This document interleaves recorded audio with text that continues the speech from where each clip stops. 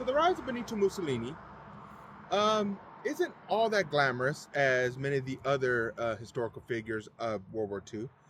In fact, Benito Mussolini is often forgotten, and for good reason, because Italy wasn't that effective of an Axis partner for compared to Germany and Japan.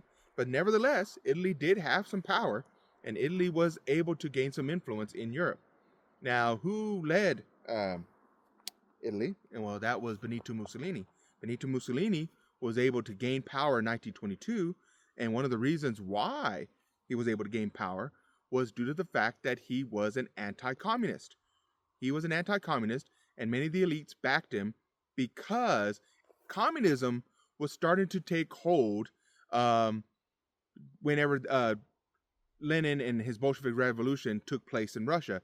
And since this was during the time, during the Gilded Age, just not too far removed from the Gilded Age, you still had a large section of the world, much less Italy, where you had a significant gap between the haves and have-nots. So when you had the masses ready to uprise and embrace communism so they could spread the wealth, then you needed people to fight against that. And Benito Mussolini did that. And so he was able to gain a lot of trust with the elites in Italy, and he was able to get rid of the weak government that was in place in Italy at the time.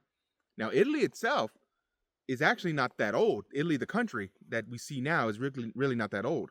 So even though Rome's been around forever, Italy, the country itself, is not that old. So there was always this issue of the country not being that respected, the country not being viewed as an equal. And one of the reasons why Benito Mussolini was able to gain power is that in World War One, Italy was kind of an afterthought. That's his perspective on the thing, and a lot of people in Italy felt that same way, that they weren't on the world stage. And so Mussolini wanted Italy to go back and basically kind of have a resurgence of Roman glory.